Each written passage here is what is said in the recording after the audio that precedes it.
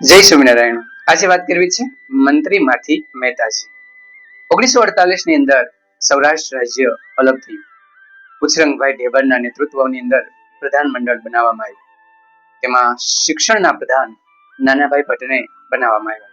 તેમણે અગાઉ જ નક્કી કર્યું હતું કે જો મને અનુકૂળ રહેશે તો હું આ પ્રધાન રાખીશ, નહીતર હું છોડી દઈશ। 13 મહિના સુધી તેમને કાર્ય કર્યું અને પછી એમને લાગ્યું કે મારી પદ્ધતિથી કંઈક અલગ પડે છે, તો હવે મારે આ મંત્રી પદ રાખવું નથી અને છોડી દેવાનું નક્કી કર્યું અને પોતાનો તમામ સામાન તેમણે આમલા મોકલી દીધો હતો। તો કોઈ જાજો સામાન નહોતો, થોડુંક કામ બાકી હતું, એ પૂર્ણ કરી અને પોતે નીકળવાના હતા। આ બાજુ અંજવાળીબાઈએ તેમને કહ્યું હતું કે રાજકોટની અંદર સાવરણી બહુ સારી મળે, તો 2 સાવરણી તમે લેતા આવજો। આથી 2 સાવરણીની ખરીદી થઈ। સાથે પૌત્રી હતી, તેમને લઈ અને તેઓ ટ્રેન મારફતે ભાવનગર આવવાના હતા।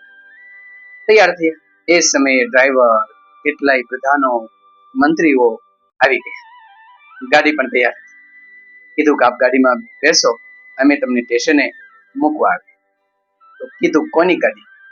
હવે હું પ્રધાન નથી, પ્રધાન હું ન હો તો હું પ્રજાના પૈસાની ગાડી કેવી રીતે લઈ શકું? હું તો ઘોડા ગાડીમાં જઈશ, મારે ગાડીમાં જવું નથી। મંત્રીઓ, પ્રધાનોએ ઘણું સમજાવ્યું, પણ નાનાભાઈ ભટ્ટ માન્યા નહીં। તરત ગાડીના ડ્રાઈવર બહારથી ઘોડા ગાડી લઈ આવ્યા અને નાનાભાઈ ઘોડા ગાડીમાં બેઠા, પોતાના ઘરનું ભાડું આપી અને સ્ટેશન સુધી પહોંચ્યા।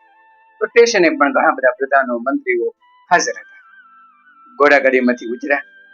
સાવરણીના જે 2 સાવરણી લીધી હતી એ કાખમાં નાખી, આંગળીએ પૌત્રી લીધી અને એકદમ સાદા માણસ બની અને રવાના થયા।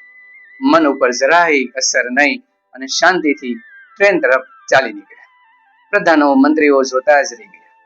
એક મંત્રી જેવા, પ્રધાન જેવા વ્યક્તિ આ સામાન્ય મહેતાજી બન્યા છે। રાજકોટ અને સૌરાષ્ટ્રનું પ્રધાન પદ છોડી એક આમલા સંસ્થાના મહેતાજી બનવા નાનાભાઈ નીકળી પડ્યા અને ટ્રેનની અંદર બેઠા, સાદગીથી સૌને મળ્યા, સૌને પ્રેમથી ભેટ્યા અને નીકળી પડ્યા। આમલા આવી, સંસ્થા સંભાળી અને મહેતાજી તરીકે સાદું શિક્ષણનું કામ કરવા લાગ્યા। આમ પોતાના નીતિથી કંઈક અલગ નહીં, પોતાના સ્વભાવથી કંઈક અલગ નહીં, પણ સ્વભાવ પ્રમાણે બાળકોનું ઘડતર કરવું એ નક્કી કરી પ્રધાન પદ છોડી અને મહેતાજી જેવું કામ તેને સંભાળ્યું। સંસ્થામાં આવી સુંદર મજાના કાર્યની અંદર લાગી ગયા। પોતાના ઘરના કામ સંભાળે અને સામાન્ય માણસની જેમ દરેક વસ્તુ જાતે કરે, જાતે કાર્ય કરે અને કાર્યની અંદર હંમેશા જોડાયેલા રહ્યા।